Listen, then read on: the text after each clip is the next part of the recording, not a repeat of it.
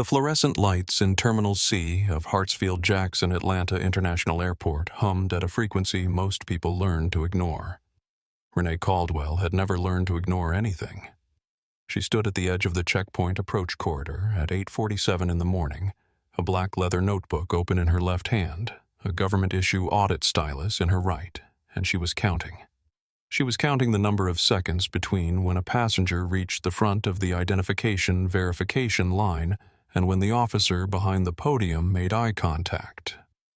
7 seconds, 9 seconds, 11 seconds for the woman in the yellow cardigan who had clearly been in this line before and knew exactly what to do and was still made to wait 11 seconds before the officer lifted his head. Renee wrote the number down. She had been walking this terminal for 47 minutes. In that time, she had passed through 4 distinct checkpoint observation zones, noted 6 procedural deviations, photographed 3 equipment stations from standardized audit angles, and recorded the badge numbers of 11 Transportation Security Administration officers, without any of them knowing she had done so. This was not because she was concealing herself. She was standing in plain view in a charcoal gray business suit with a federal credentials folder clipped visibly to the outside of her bag. It was because most people, when they looked at a 58-year-old black woman in business dress standing near a checkpoint with a notebook, assumed she was waiting for someone. That assumption was not her problem to correct, not yet. The audit kiosk had been her first stop. It always was. The kiosk was a small gray terminal mounted near the main security entrance, unremarkable, the kind of fixture that blended into the architecture of a busy airport the way fire extinguishers did. You noticed it only if you knew what it was. Renee had pressed her federal audit credentials card against the reader at 8:47 and 14 seconds, and in the moment the reader accepted her scan, 3 things had happened automatically. The audit record had activated. Every camera she would pass for the duration of her presence in the terminal had been tagged with her identifier, and a notification had gone to the office of the Transportation Security Administration Regional Director, logging the initiation of an unannounced federal security audit at Hartsfield-Jackson Atlanta International Airport Terminal C, audit number 13. Renee had not watched these things happen. She had simply known they were happening the way she knew that the sun was rising even when she was standing underground. She had pocketed her credentials card, adjusted the clip on her folder, and walked into the terminal. This was audit number 13 in 18 months. The number had no particular significance to her. She was not superstitious. She was methodical. 12 audits had produced 12 reports, each of which had been presented at federal aviation security conferences, each of which had contributed in small and documented ways to the revisions of checkpoint procedure guidelines that were currently being circulated to 617 airports across the country. Today's audit would produce a 13th report. She would present its preliminary findings at a keynote address in Washington at 2 o'clock this afternoon. Her flight was at 10:35. She had time. The internal calculus of a federal audit was something Renee had developed over 28 years in the Federal Bureau of Investigation and refined in the 18 months since her retirement and her transition to contract work for the Transportation Security Administration. You moved at a pace that was deliberate but not conspicuous. You observed before you questioned. You documented before you concluded. You allowed the environment to behave as it would behave on any ordinary morning because the only data that mattered was the data produced by ordinary behavior. An airport checkpoint that knew it was being watched performed differently from one that did not. The value of an unannounced audit was precisely its unannounced quality. Renee had completed 11 of her 12 prior audits without producing her credentials to anyone. This was not because her credentials had been insufficient. It was because no one had asked. The folder clipped to her bag was visible to anyone who looked. The federal audit lanyard around her neck beneath her jacket collar identified her authorization clearly. When her presence had been noted, which it sometimes was, the response had been professional acknowledgement and a return to standard operating procedure. She thought of this as she moved past gate C12 toward C14. She was thinking about the gap between how a system was designed to work and how it actually worked under ordinary morning pressure. She was thinking about the 11-second eye contact delay and what it meant for a nervous traveler or a first-generation immigrant or an elderly passenger who did not speak English well.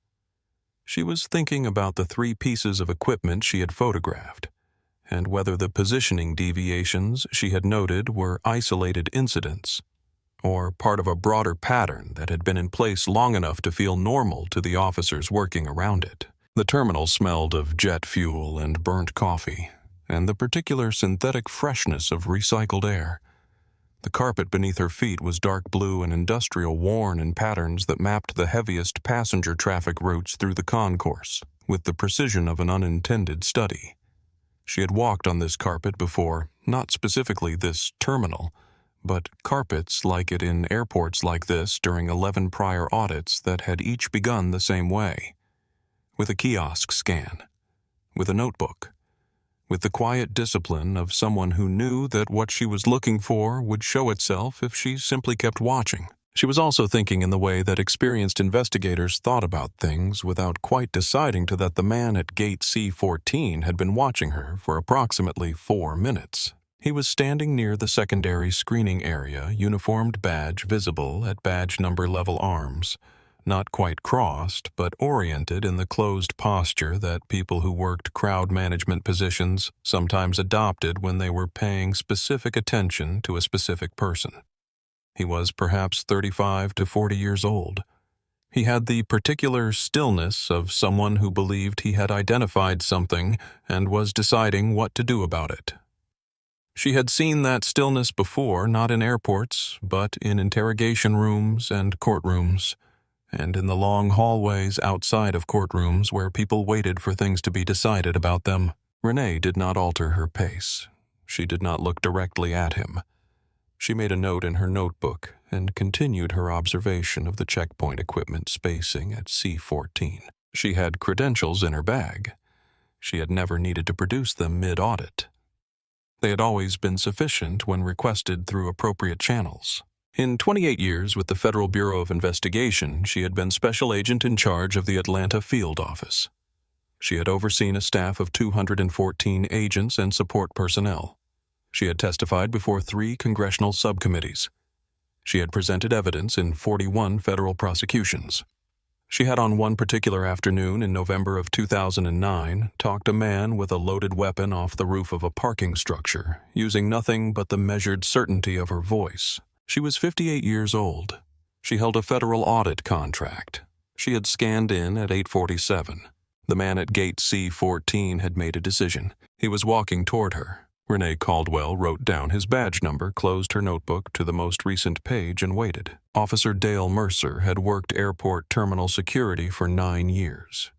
He had a particular instinct, or so he believed, for identifying passengers who were going to be a problem. It was not something he could articulate in formal terms. It was a feeling, a read. He had worked alongside other officers who had the same instinct or said they did.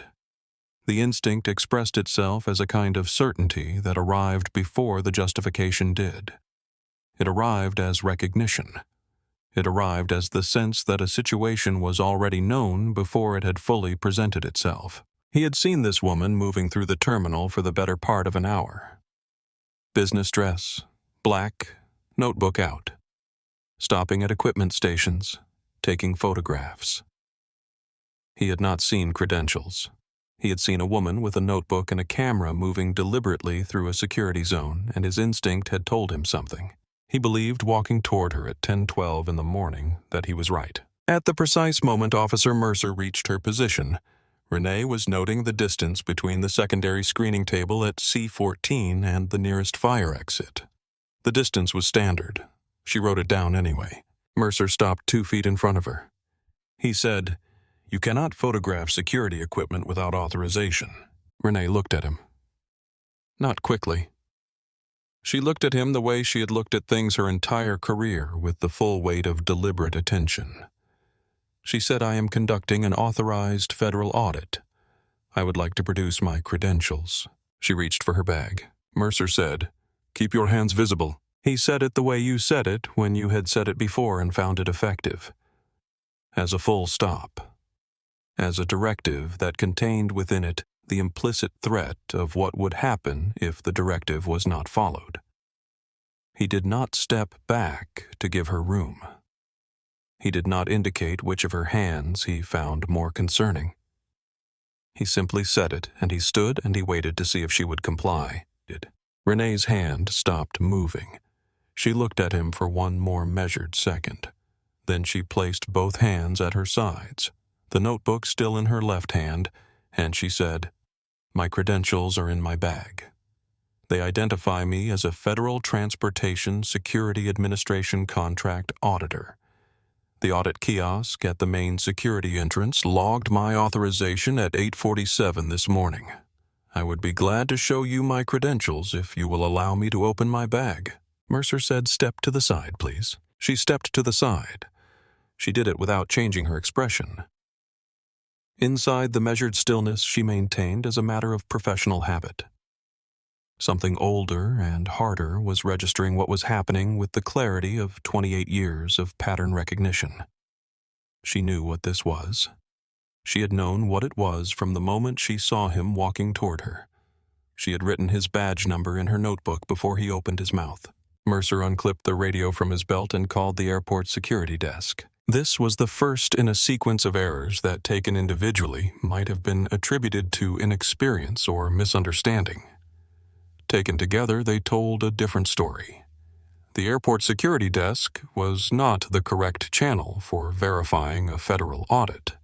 The airport security desk maintained records of airport security operations which were separate from and did not overlap with the Federal Transportation Security Administration audit system. An unannounced federal audit was by design not filed with local airport security. The audit kiosk notification had gone to the regional director's office, not to the airport security desk, not to Terminal C security operations, to the regional director. Mercer called the airport security desk and asked if there was an active federal audit in Terminal C. The desk said, "We have no record of a scheduled audit in Terminal C." Mercer looked at Renee with the expression of a man whose instinct had been confirmed. This was the look she had seen before. Not frequently, but enough times that she recognized it. It was the look of a person who had been looking for a reason and believed they had found one. It was a particular kind of satisfaction, not the satisfaction of solving a problem, but the satisfaction of being right about something they had already decided. She said, "The airport security desk does not have jurisdiction over federal audit records. If you contact the Transportation Security Administration Regional Director's Office, they will confirm my authorization immediately." Mercer said, "I appreciate that. Right now I need you to come with me." She noted the time, 10:12 and 40 seconds. 6 months earlier, a complaint had been filed against Officer Dale Mercer by a black traveler from Cleveland who stated that Mercer had detained her for 35 minutes, accused her of traveling with fraudulent documentation, and refused to allow her to call her airline despite her flight departing during the detention. The complaint had been reviewed. Mercer had appeared before the Airport Security Review Board. The review board had found insufficient grounds for disciplinary action. Mercer had learned from that review that the review board responded to documentation, and that the person being detained rarely had the kind of documentation that mattered. He did not know what kind of documentation Renee Caldwell had in her bag. He had not allowed her to open it. He had used the wrong channel. He had called the airport security desk instead of the Transportation Security Administration Regional Director's Office. He could have called the Regional Director's Office. The number was available to all security personnel through the standard communication directory. He had not called it. She thought about whether this was because he did not know the difference or because he knew it and had chosen to call the wrong one. The distinction mattered. Error and intent were different categories of conduct. They produced different findings in a federal inquiry, they required different remedies, and the person making the assessment had to look at the full picture, the sequence of decisions, the channels available, the prior history, and be willing to say what the picture showed rather than what was easiest to conclude. She had made that kind of assessment before. She had written reports that said the word deliberate in situations where the institution would have preferred the word careless. She had learned that the word deliberate cost something to write. She had written it anyway when the evidence supported it. She thought the evidence would support it here. She thought that when the regional director reviewed the sequence of calls and the channels and the prior complaint history and the footage, he would reach the same conclusion she had already reached. She was prepared to be wrong. She did not think she was wrong. She had been a Federal Bureau of Investigation's special agent in charge. She had spent 28 years evaluating the difference between ignorance and choice. She thought she knew which one this was. Ahead of her, the corridor opened toward the security office cluster, a set of glass-walled rooms facing the main terminal concourse. She could see the departures board through the glass. Her flight number was on it. 10:35. On time. She kept walking. She kept writing. She kept her voice when she used it at a register that was calm and specific and entirely without heat. She had been in harder rooms than this. The walk from the gate, C-14 checkpoint, to the security office took 4 minutes. She had timed similar walks in prior audits. 4 minutes was long enough to notice things. She noticed the way Mercer walked 2 feet ahead of her and slightly to the left, the position of a person managing movement rather than accompanying it. She noticed the passengers who stepped back when they saw his uniform, the automatic deference of people in transit who had learned that a uniform in motion near them required a response. She noticed a family of 4, 2 small children, a father in a tourist sweatshirt, a mother with 3 carry-on bags balanced on her arms, and the way the youngest child watched Renee walk past with the unself-conscious attention of a child who does not yet know which things to stop looking at. She kept her face neutral. She held her notebook. She wrote. There had been a moment in her 3rd year with the Federal Bureau of Investigation when a supervisor had said to her the professional standard is not to feel nothing. It is to feel everything, and let none of it interfere with your effectiveness. She had been 29 years old and had thought she understood what he meant. She had been wrong about how much she understood it. Understanding it had taken a long time, and a number of rooms like this one rooms, where she was the only person in the room who knew the full weight of what was happening and where the job required her to hold that weight without putting it down and without letting it change her pace. She had learned. The learning had cost something. She had decided a long time ago that what it cost was worth what it produced. The security office at gate C-14 was the kind of room that had been designed with oversight in mind and had over time been repurposed in ways that inverted its original intention. It was glass-walled on 3 sides, which meant that everything that happened inside it was visible to every passenger moving through the Terminal C concourse. This had presumably been designed to ensure accountability, to make the actions of security personnel visible and subject to public observation. What it also meant in practice was that the person detained inside the room was visible to the public as a person detained, which carried its own consequences that had nothing to do with the reason for the detention. Renee sat in the chair Mercer indicated. She placed her bag on the floor beside her, the federal credentials folder still clipped to the outside. She opened her notebook to a fresh page. She wrote the date at the top. She wrote the time. She wrote her contract number. She wrote the location.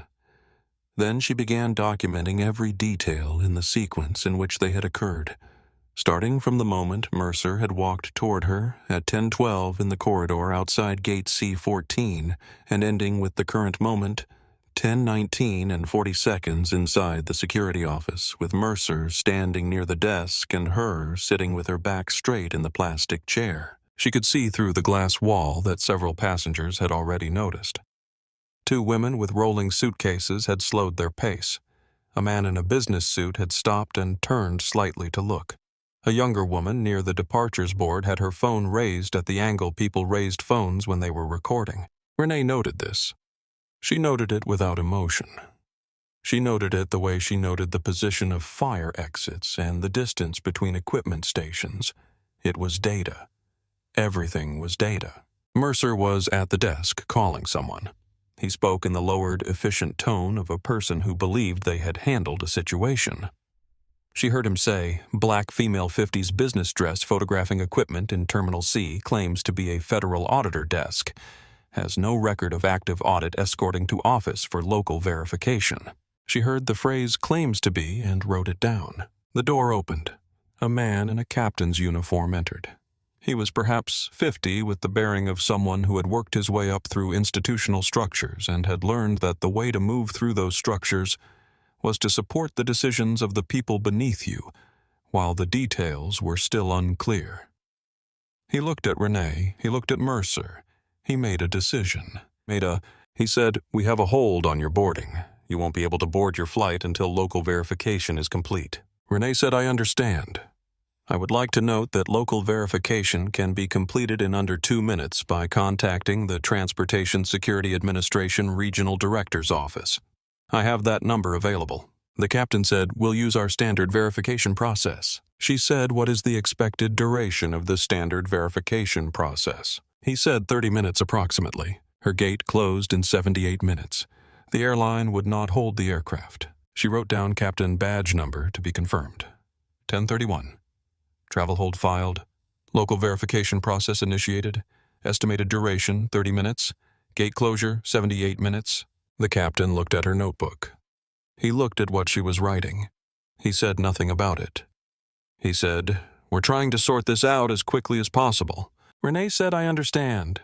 The number for the regional director's office is available in the standard communication directory. I would respectfully ask that it be used." The captain nodded in the way that people nodded when they had heard something and intended to take no action on it. He said a few words to Mercer in a lowered voice. Then he left. And then from the other side of the glass wall, she saw the departures board update. Her flight number, Gate C-17, now boarding. She was sitting in a glass-walled security office, visible to approximately 40 passengers in the terminal concourse, 2 of whom had their phones raised, and her flight was boarding. She looked at the board. She looked at Mercer, who had not looked at the departures board. She looked at the captain, who had seen it too, but did not acknowledge having seen it. She looked at her notebook. She wrote down 10:32. Flight showing now boarding. Office visible from concourse. Passengers observing. 2 phones recording. The coffee she had not had time to drink that morning had been sitting in a paper cup in her bag since 7:30. She could feel the cold weight of it through the leather. She had bought it at the gate entrance coffee stand and had set it down on a ledge near the C-12 checkpoint while she took her second set of equipment notes and had picked it up again and carried it with her without opening it because she had been working and she did not interrupt her work for coffee. She thought about this briefly, the cold coffee and the untaken break, and found it almost amusing. Almost. She wrote the observation about the departures board and turned to a new line. She had been a special agent in charge. She had sat across from people who had done genuinely terrible things and had maintained the composure required to do her job in spite of what she felt. She had learned a long time ago that composure was not the absence of feeling. It was the decision to remain effective in the presence of feeling. She was feeling right now a number of things that she had felt before and that she had learned to root through documentation rather than expression. She wrote. She kept writing. The departures board visible through the glass showed her flight at final boarding call at 10:22. The public address system called a different flight. Someone outside the glass laughed. The airport moved through its ordinary morning oblivious to the arithmetic being done in the room behind the glass, 78 minutes to gate close, now 66, now 65. Renee counted in the back of her mind the way she had once counted evidence items in a warehouse one by one in order without rushing because rushing produced errors and errors cost cases. She counted and she wrote, and she watched Mercer write, and she understood with the clarity of someone reading a document rather than experiencing a situation exactly what was happening in this room and what it was designed to produce. At 8:47 that morning, Renee had pressed her credentials card against the Audit kiosk reader in the main Terminal C entrance. In the 47 minutes she had spent in the terminal before Mercer approached her, she had passed through 23 camera zones. Each of those camera zones had been tagged with her audit identifier at the moment of her kiosk scan. Every minute of footage from every one of those cameras from 8:47 onward was being automatically compiled and stored in the federal audit system under her contract number. The regional director's office had received a notification at 8:47. They had been watching. Mercer had never heard of the audit kiosk. He had been working at Hartsfield-Jackson for 9 years, and he had walked past the kiosk at the Terminal C entrance 11,000 times, and he had never had reason to know what it was. He had built 9 years of professional habit around the assumption that the systems he could see were the systems that were running. He had built 9 years of incident reports and review board appearances and complaint dismissals around that assumption. He was writing at the desk. The incident report was taking shape under his hand. The words were familiar to him. He had written versions of this report before. Subject uncooperative, refused to clearly identify herself, escorted to security holding for local verification. The words were a kind of architecture, each one load-bearing, each one selected for what it would support when the report was reviewed. He was a careful writer when he needed to be. This was a moment when he needed to be. He did not look at Renee's notebook. He did not look at the departures board. He wrote, "The captain had left." The captain had said 30 minutes and had returned to his duties, which was itself a kind of position. It was the position of a person who had made a decision and was now allowing the decision to proceed without requiring his further presence. He had 17 years in airport security. He had learned that the safest position when a situation was unresolved was a distance that could later be described as trust in his officers. He had learned that distance could be described as confidence. He had learned to stay close enough to the decision to own its success, and far enough from its details to be uncertain about its failure. She had watched him leave. She had noted the time. She had noted his name. Renee was alone with Mercer. The room had the particular smell of institutional spaces in use, cleaning solution applied to surfaces that absorbed it imperfectly. Plastic chair material that had absorbed years of the different anxieties of the different people who had sat in it. It was a functional smell. It was the smell of a room that processed things and moved on. She had sat in rooms like this before. She had been the one running the rooms mostly. Not always. She knew both sides of what the room was designed to do. The clock on the wall read 10:19. The gate closed in 67 minutes. The airline would not hold. She had not been permitted to make a phone call pending local verification. Mercer had not defined local verification. He had not defined when it would be complete. He had placed her in a room and begun writing a report, and the report she could tell from the angle of his posture and the movement of his hand was going to be finished before the local verification was complete. She said, "I would like to make a phone call." He said, "When local verification is complete." She said, "At what point will local verification be complete?" He said, "When we're done here." This was not a definition. She wrote it down as a non-definition and continued documenting. She was documenting everything. She had the airport security desk call time. She had his badge number. She had the captain's name from the nameplate she had read through the glass when he entered.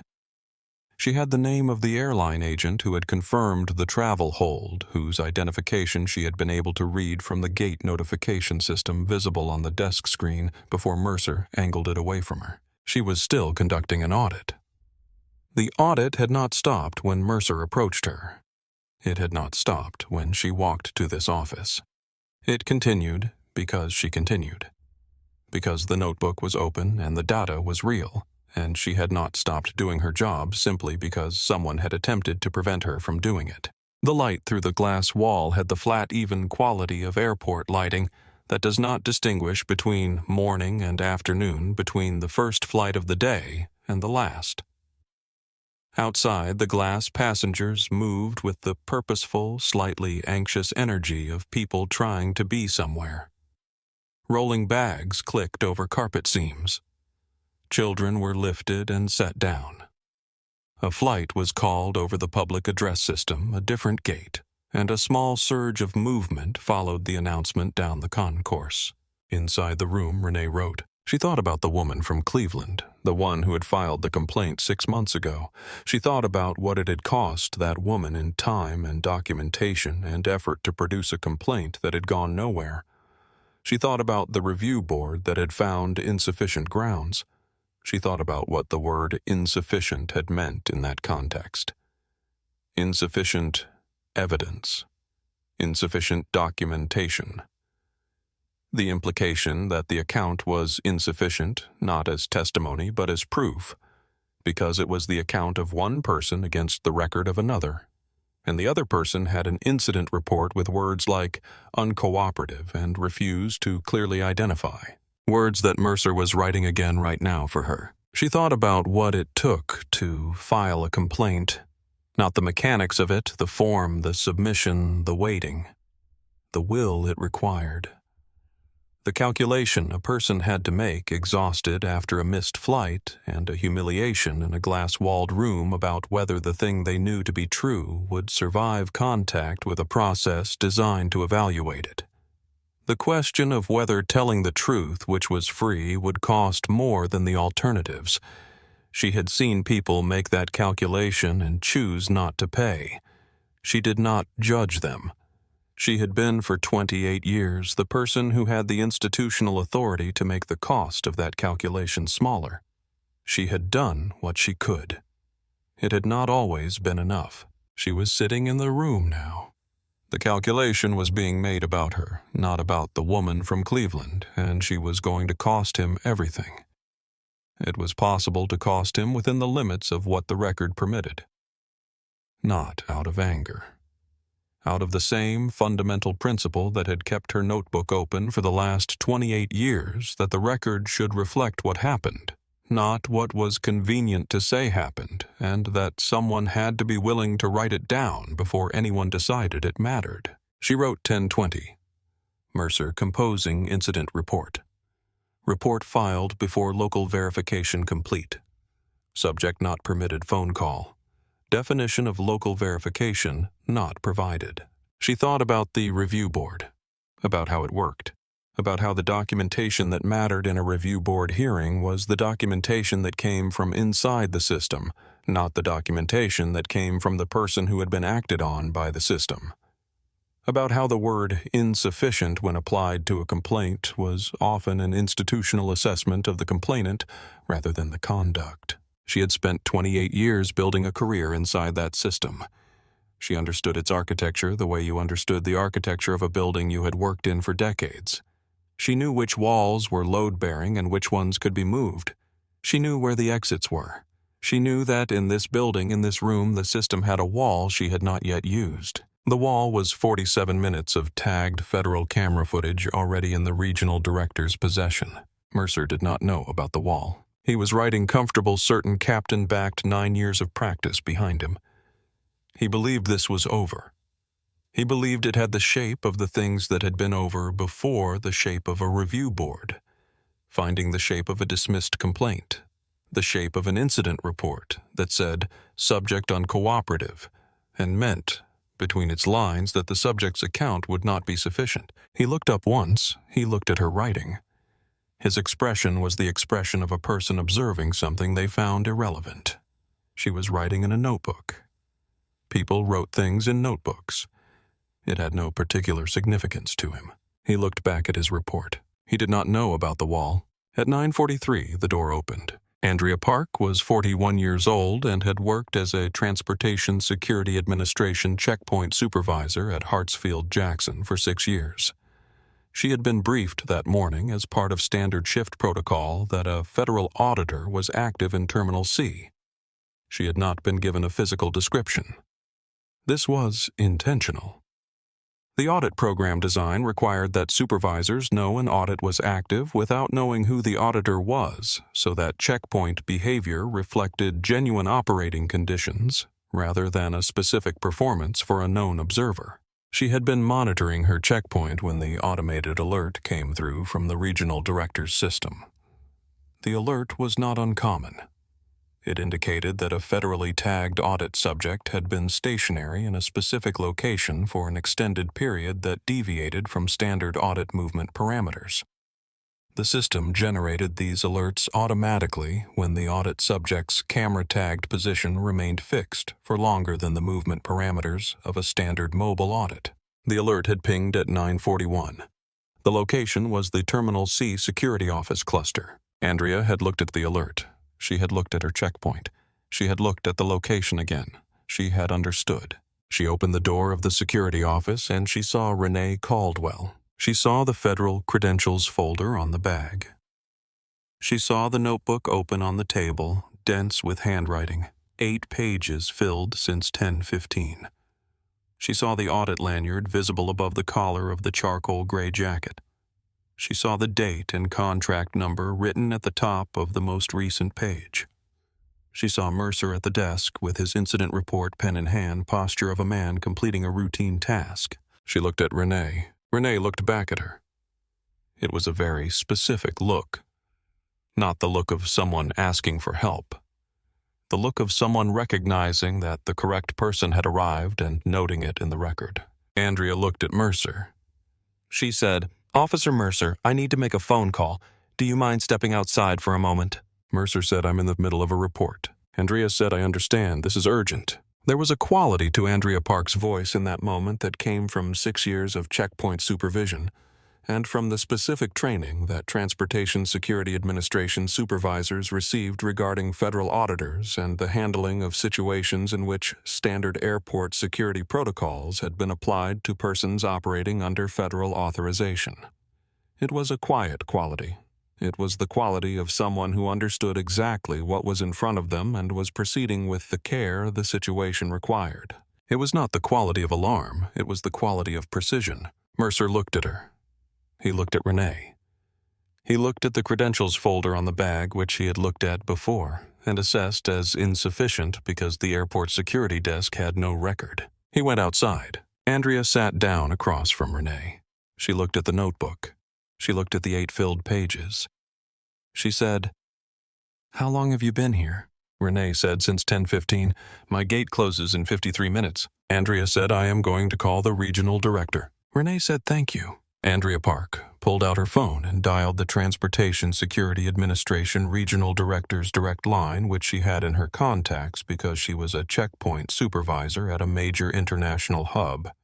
And the regional director's direct line was the number you had when you needed it. The phone rang once. She put it on speaker, and then she did something that changed the temperature of the room entirely. She did not hand the phone to Renee. She handed it to Officer Dale Mercer, who had come back inside when he heard the door open and had been standing just inside the threshold holding his incident report. The incident report he had been completing for the past 34 minutes. The voice on the phone identified itself as Transportation Security Administration Southeast Regional Director Marcus Webb. It did so clearly and without pause in the measured tone of a person accustomed to identifying themselves in situations that had consequences. It identified Renee Caldwell by name and contract number. It identified the audit designation as number 13 under Federal Security Review, contract designation 774 Alpha. It stated that the audit kiosk log at Terminal C showed entry authorization at 8:47 and 14 seconds that morning. It stated that 47 minutes of tagged federal camera footage had been logged in the regional director's possession since 9:34. Then the regional director asked Officer Mercer to state his badge number. Mercer said the number. The regional director asked Officer Mercer to describe in his own words what had occurred since 10:12 that morning. The room was quiet in the way that rooms become quiet when everyone in them understands simultaneously that the nature of the situation has changed and that what they say next will be part of a permanent record. It was a very specific quiet. Not the quiet of a pause, the quiet of a before and after. Mercer looked at the phone. He looked at Renee. He looked at the incident report in his hand. The incident report he had been completing for the past 34 minutes. The report that said, subject uncooperative refused to clearly identify herself. Escorted to security holding for local verification. He said, "I observed a subject photographing checkpoint equipment without visible authorization." The regional director said, "Officer Mercer, the federal audit credentials folder is required to be clipped visibly to the auditor's bag throughout the audit." Was a credentials folder visible on the subject's bag at the time of your approach? Mercer did not answer immediately. The regional director said, "Andrea, can you pull up the security office terminal for me? I would like to walk through the tagged footage from 847. Andrea sat down at the security office terminal. She entered her supervisor credentials. The audit monitor system opened. It showed Renee's entry scan at 8:47 and 14 seconds. It showed a clear visual of the federal credentials folder clipped to her bag at the moment of entry. It showed 47 minutes of tagged camera footage, each segment date and time stamped, each one logged under Renee's federal contract number. It showed at 10:12 and 6 seconds Officer Mercer approaching Renee in the C-14 checkpoint corridor. It showed the credentials folder on her bag, clearly visible in the frame at the moment of his approach. It showed Renee reaching for her bag. It showed Mercer's response. The captain had been summoned. He was standing in the doorway. He was looking at the monitor. He was looking at the credentials folder visible in the 10:12 footage, the same credentials folder he had seen when he entered this room and had chosen not to examine. He was looking at Renee's notebook open on the table, 8 pages of documentation written in this room since 10:15, beginning with the time and badge number, and ending with a note made 4 minutes ago about the definition of local verification and when it would be complete. He looked at Mercer. He did not speak. The silence lasted 4 seconds. The regional director's voice came through the phone speaker and filled the room and the silence. He said, "Ms. Caldwell, I apologize for the delay in your audit. We will make sure your flight is held. Andrea, please escort Ms. Caldwell to her gate. Captain, I would like you to remain in the office. I will need a full statement." He said before ending the call, "The incident report Officer Mercer has been drafting is to be surrendered as federal audit evidence before it is submitted. It is to be treated as an exhibit." No one in the room said anything. Renee closed her notebook. She picked up her bag. She stood. She looked at Mercer, not with the look of someone who had won something, with the look of someone who had documented something which was a different thing entirely. She had been documenting since 8:47. She would continue documenting until the report was complete. The report would reflect exactly what had happened in this room, every second of it, because she had been writing it down since before anyone in this room had understood what she was. She said, "I would like the incident report that Officer Mercer was drafting to be preserved as part of the federal audit record." The regional director, still on the line, said, "It already is. Thank you, Ms. Caldwell." Andrea Park walked her to gate C-17. They moved through the terminal concourse at a pace that was not hurried because the flight was being held by request of the regional director and the airline would wait. Renee walked with her notebook in her hand and her credentials folder clipped to her bag, and the federal audit lanyard visible above her collar. Passengers moved around them. The fluorescent lights hummed.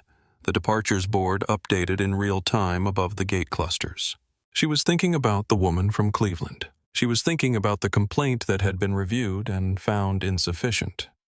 She was thinking about what the word insufficient meant when applied to a person who had told the truth and had not had a notebook, and had not had a kiosk scan, and had not had 47 minutes of tagged federal camera footage already logged in a regional director's possession before she walked into a review board hearing. She was thinking about the difference between those two situations, and what that difference cost. She was thinking about her keynote address at 2 o'clock. She had 12 audits worth of findings. Now she had 13. The gate agent met them at the jetway entrance and said, "Ms. Caldwell, we held the aircraft. Welcome aboard. I am sorry for any inconvenience." Renee said, "Thank you. I appreciate it." She walked down the jetway. She found her seat. She opened her notebook to the page she had been writing on since 10:15 that morning. She kept writing. The aircraft pushed back from gate C-17 at 10:49. It was 14 minutes late, which was within the tolerance window for an aircraft held by federal request. Renee did not use the time to rest. She used it to finish her documentation while the details were still precise. She noted everything in sequence from the audit kiosk scan at 8:47 to the departure from the gate. She noted the badge numbers. She noted the times. She noted the words used and the words refused. She noted the airport security desk call and the channel used and why that channel was incorrect. She noted the captain's initial statement and his subsequent silence. She noted that the incident report had been surrendered as exhibit evidence before submission. She looked out the window. The airport fell away beneath the aircraft, the runways and terminals and concourses reducing in scale until they became a pattern, a grid, a system visible only from above. She had spent 47 minutes walking that system at ground level. She had spent 34 minutes sitting in a glass-walled room inside it, visible to passengers who did not know what they were watching. She had spent every minute of both intervals writing. She looked at her notebook. She counted the pages she had filled since 8:47. 11 pages. Nearly 3,000 words of observation and documentation and time-stamped notation and badge number and quoted speech. It was not a report yet. It was the raw material of a report. The report would take 30 days to prepare. The report would be precise and referenced and footnoted and cross-indexed. But the foundation of it was here in 11 pages of handwriting in the specific record produced by a specific woman in a specific room, while someone at a desk nearby was writing the version of events he intended to be the only one. His version was now Exhibit 1 in a federal inquiry. Or rather, the audit footage was Exhibit 1. His version was the thing that the footage had rendered false. She wrote for 1 hour and 12 minutes. Then she put the notebook away and closed her eyes for the remaining 40 minutes of the flight. She did not sleep. She organized her thoughts. She prepared her keynote. The aircraft landed at Ronald Reagan Washington National Airport at 12:40 in the afternoon. At 2 o'clock, Renee Caldwell walked onto a stage in a conference center in Washington and stood at a podium in front of 430 aviation security professionals and federal agency representatives. She was wearing the same charcoal gray suit she had been wearing in the Terminal C security office at 10:15 that morning. Her notebook was on the podium in front of her. She began with audit number 1. She moved through 12 audits in the order she had conducted them, presenting findings, noting patterns identifying procedural gaps that had been addressed and those that had not. She spoke for 40 minutes before she reached Audit 13. She did not hurry. She did not dramatize the progression. She presented each audit with the same economy and precision she had used to conduct it. The room was quiet in the way that rooms became quiet when the material was serious and the person presenting it was credible. When she reached Audit 13, she paused. Not for effect, because the findings of Audit 13 were not hypothetical. They had happened this morning. They were documented in the notebook in front of her and in 47 minutes of tagged federal camera footage and in an incident report that had been seized before it could be submitted, and that would now be evidence in a federal inquiry rather than a shield against one. She said the final audit in this series was conducted this morning at Hartsfield-Jackson Atlanta International Airport Terminal C. The audit produced 14 procedural findings. It also produced something else.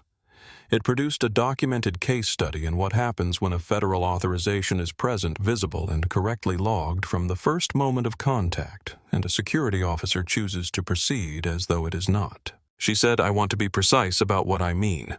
I do not mean that Officer Mercer did not see my credentials folder. The federal audit footage shows that he saw it. I mean that he assessed its significance and made a calculation. The calculation was that the airport security desk's lack of record would be sufficient to override it.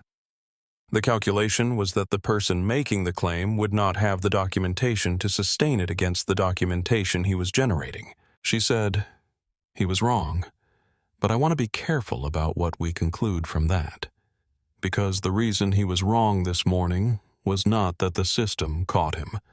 It was that I had a kiosk scan. It was that there were 47 minutes of tagged footage. It was that a checkpoint supervisor recognized what she was looking at and called the correct number." The system worked this morning because every piece of the system that was supposed to work happened to work. That is not a description of a reliable system. That is a description of a morning when the variables aligned. The room stayed quiet. She looked at it. She recognized the quality of the attention. These were people who understood what she was describing, who worked inside the same systems she was describing, and who heard in her account the specific shape of something they had seen before. She said, "This is not a story about an exceptional case.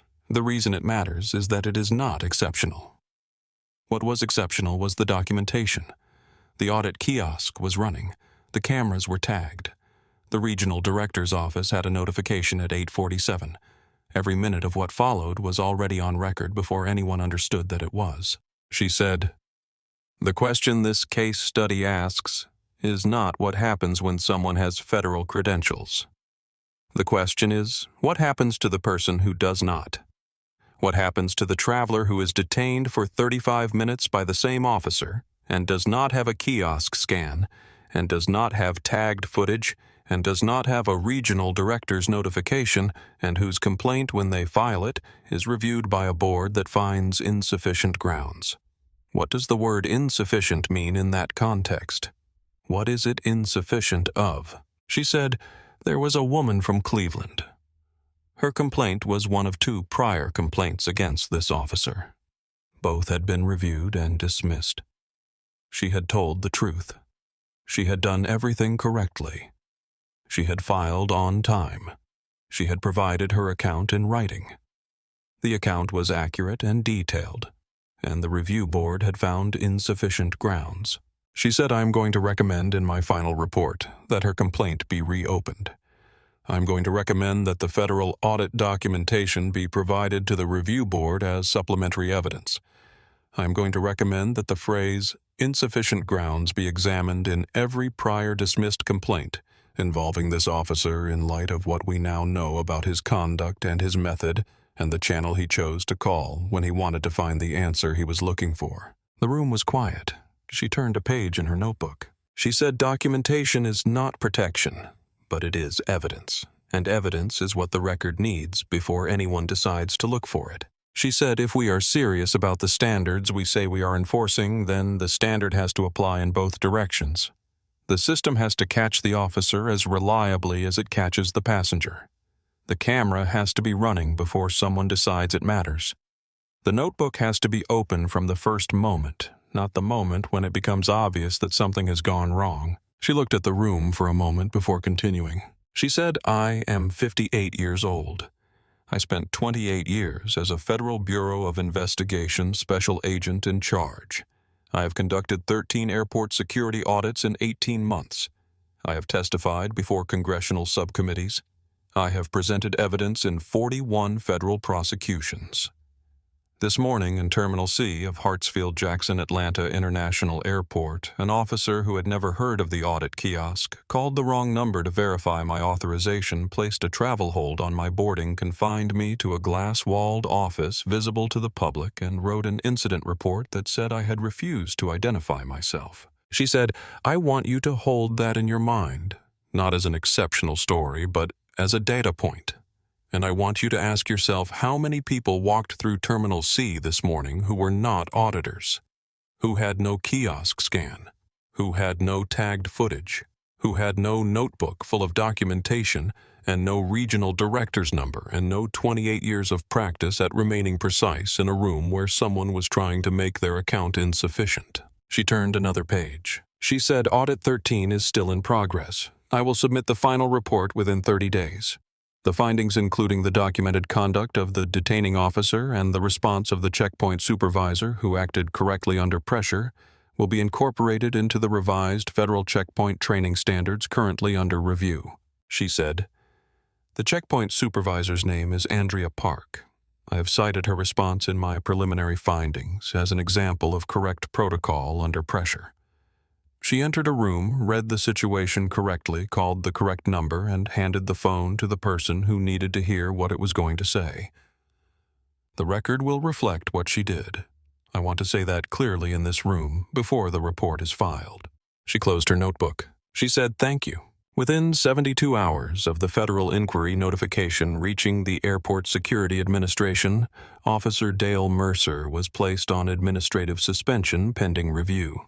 The 2 prior complaints in his file, both from black travelers, both previously reviewed and found insufficient, were formally reopened in light of the federal audit documentation. The woman from Cleveland was contacted.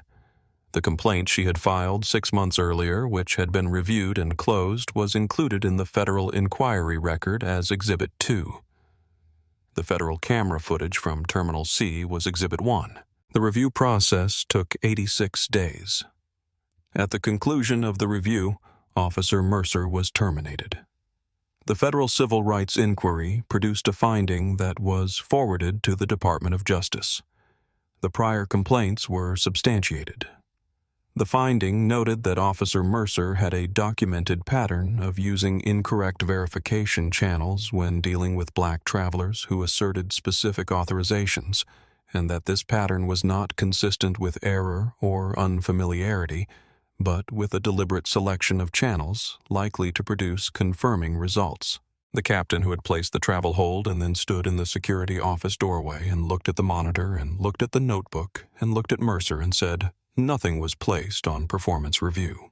His statement to the regional director was incorporated into the inquiry record. His decision to support the hold without contacting the regional director's office, despite having access to that number, was cited in the performance review as a failure of supervisory judgment. Renee Caldwell submitted her Audit 13 report on schedule. The report's procedural findings addressed 14 checkpoint deficiencies, 9 of which were shared across multiple prior audits, indicating pattern deviations that had persisted long enough to be normalized.